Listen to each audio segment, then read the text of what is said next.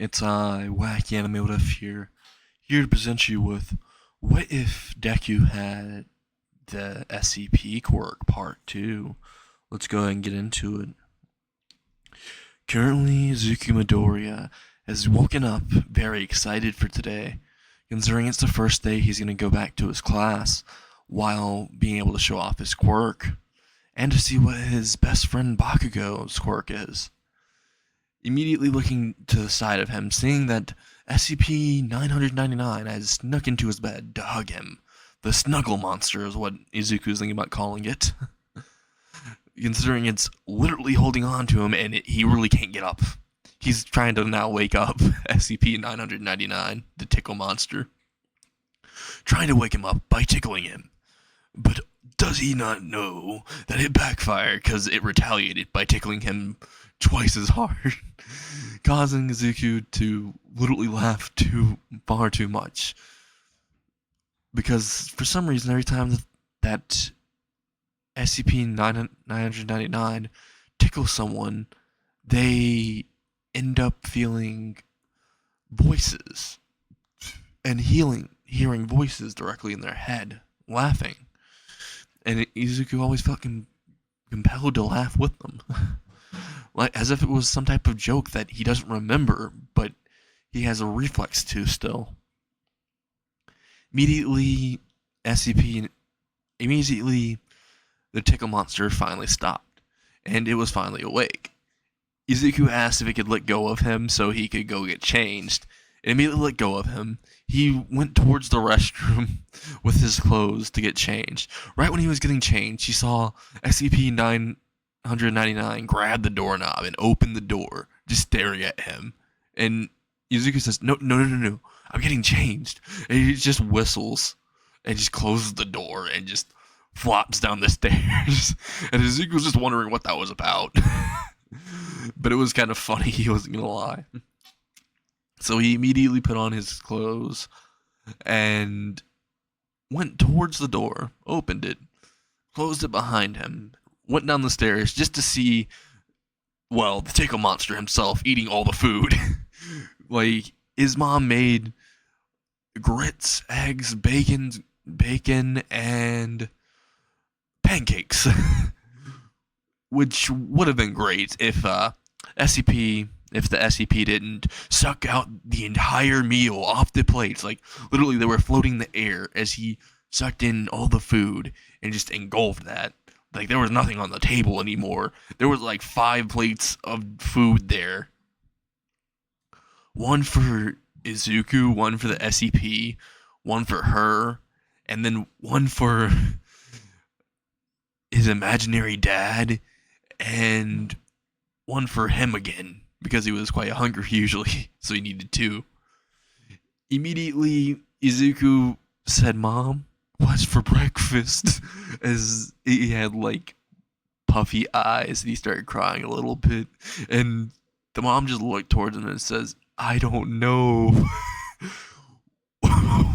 While they both are just like tearing up a little bit from not getting their breakfast, and she's like way too lazy to make any more. The tickle monster is just laughing and just doesn't understand what's happening, but has its arms in the air, waving them as if he went down the world's funnest roller coaster. Or heck, waving them as if he was in a rave. Immediately, Izuku said, Mom, I'm off to school. They have breakfast there. And she immediately grabs onto his hand real quick. It says, "Take me with you. They don't serve breakfast at work." Izuku just looks at her and says one thing that led her to have the eyes of betrayal. He immediately says, "I'm sorry, but no." She immediately had the eyes of betrayal on that as she goes to the car, goes to work as Izuku goes to the bus. And immediately when he gets inside the bus, the tickle monster followed him. Not before the bus driver looked at it and said, "What the fuck is that?" and closed the door, as the tickle monster's hand was stuck in the door. Izuku saw this and was worried, and the bus just started driving off. But the tickle monster was stuck on the sidewalk as its arm stretched all the way with the bus until something unexpected happened.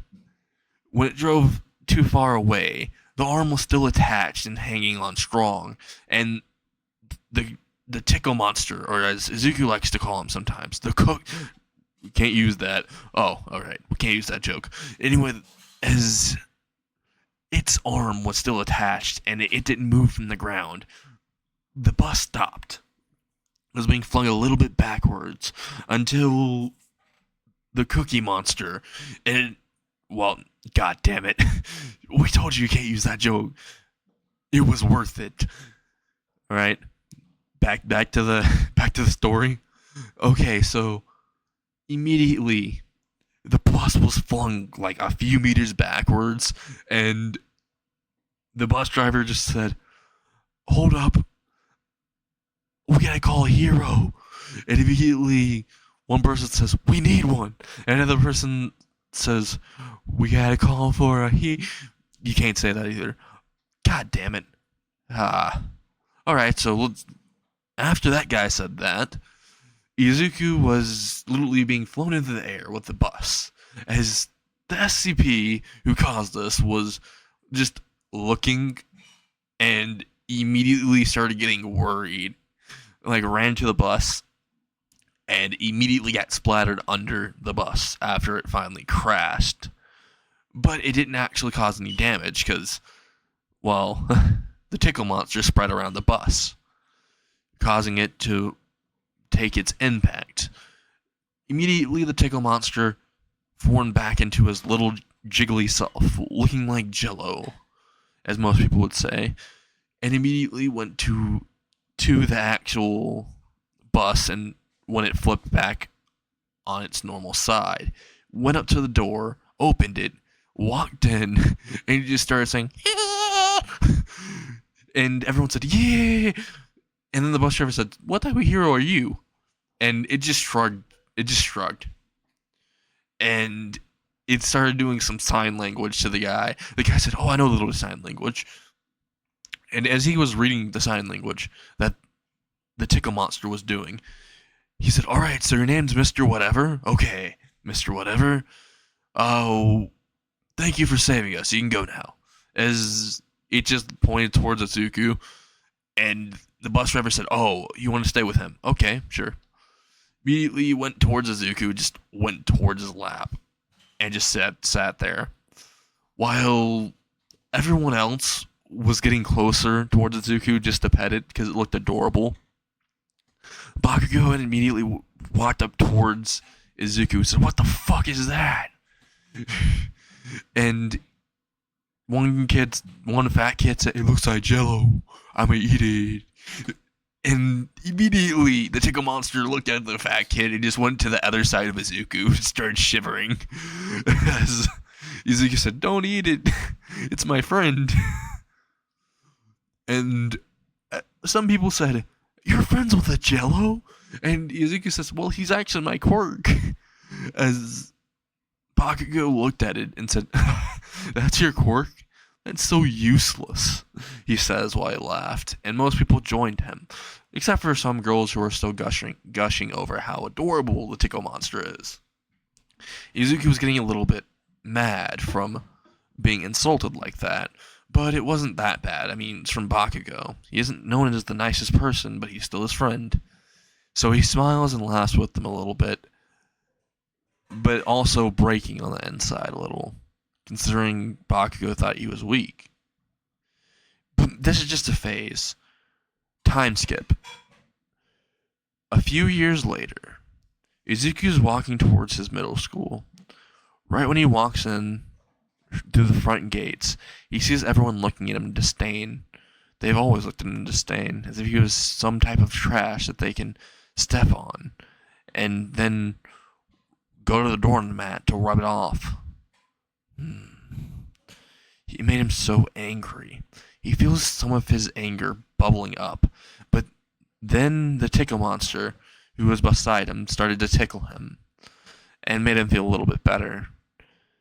The tickle monster knew that if he was too angry, he would summon something terrifying.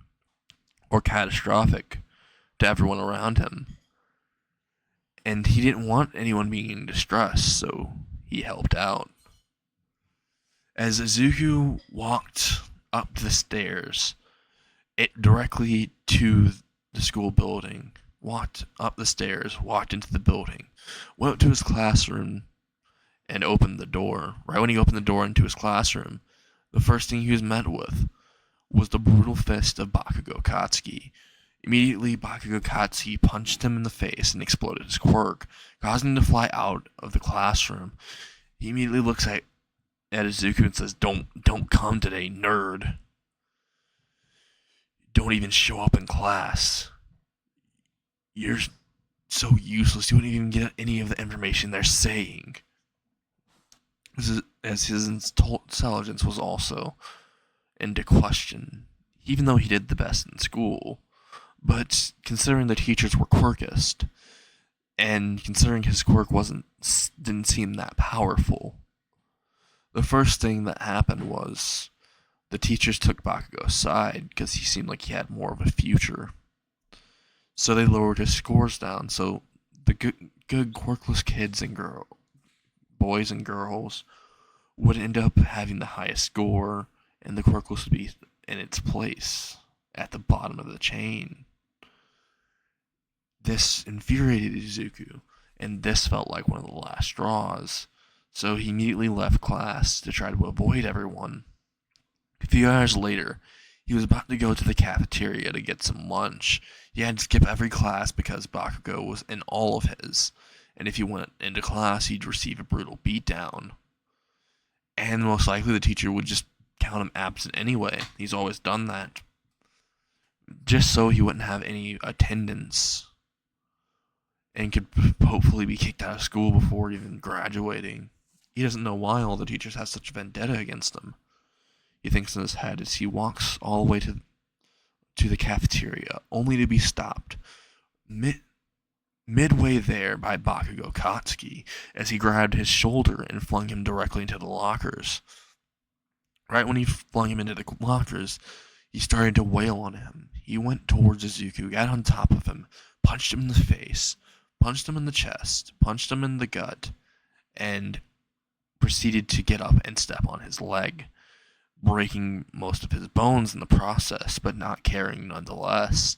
Then he started to make things crank up a little bit more as sweat was going off of him and all over him as he made up a sweat when he was beating Izuku.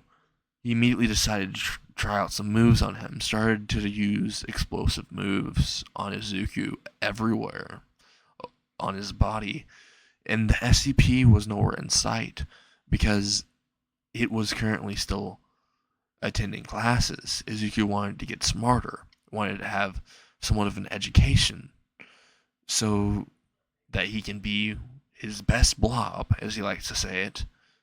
But apparently this backfired. As all this was happening, Izuku was getting more and more angry. At this point, it seemed that anything he does just backfires. Nothing ever goes right. As he's thinking this, Bakugo lifts his face up, drags him into the boys' restroom, and immediately gives him a swirly. As Izuku's receiving a swirly, he gets far too angry, and something starts to appear. As Izuku had enough, his eyes were a dark, sinister red for a few seconds as he got up, stared at Bakugo in the eyes, grabbed him by the head, started slamming him against the bathroom stall over and over again until his head started bleeding, lifting him out of the actual door of the restroom as he slammed it against him a few times as well. Immediately putting his head over the toilet and says, "Now you go, Swirly." While placing his head in the toilet and flushing it, something odd happened as Katsuki's head approached the toilet water and it was fully submerged. All of a sudden, the upper part of his body, specifically his head area, seemed like it was teleported through some type of portal, but he's currently underwater. And a ton of it, so he had to keep his mouth completely closed. Same with his nostrils.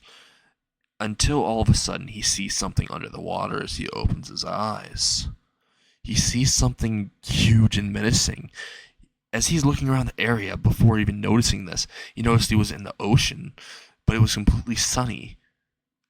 In Japan, it's almost nighttime before we even get out of school. Immediately thinking about where am I before seeing a giant, humongous type of shark dinosaur thing. It was a few thousand meters long. No, it was a few. Oh no. It was stretched far further. It was the biggest, most terrifying thing you could see. You saw it had billions of teeth, razor sharp. Its eyes were blood red.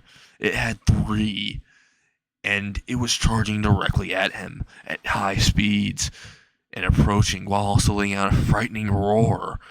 And he started to cry a little bit. Is this gonna be how I die? I can't even fight back. He's trying to use his quirk. POV change. Izuku put Bakugo's head under the water and started thinking about all the times when they were friends. Why did it have to go like this? He was so angry. He looked downwards to see Bakugo, see how he feels now, only to see that his head was somehow inside the toilet. No, he sees a little portal. It looks like a little portal around his neck, right where his head is. Did he get teleported somewhere? Immediately, he sees downwards at his leg. Something that was nudging against his leg, circling around it and around it. Immediately, when Izuku looked downwards, he saw what looked like a tear, but with an eyeball in it. And it was rolling. It was pretty big also. It was staring directly at Izuku. Izuku found it quite adorable, but it seemed to be warning him about something. Is it about this portal? As he's about to pull Bakugo's head all the way up, POV change. Bakugo screaming, thinking this is the end.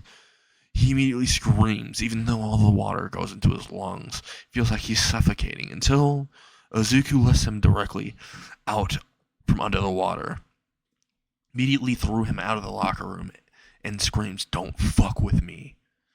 As he leaves the school, leaves out of the restroom, leaving Bakugo to think for himself. And before saying something to Izuku that caused him to stop and his bones to chill, he immediately said, also, please skip over a few minutes if you don't want to hear about what's going to happen next. Suicide warning. Just so you know, please do not try this.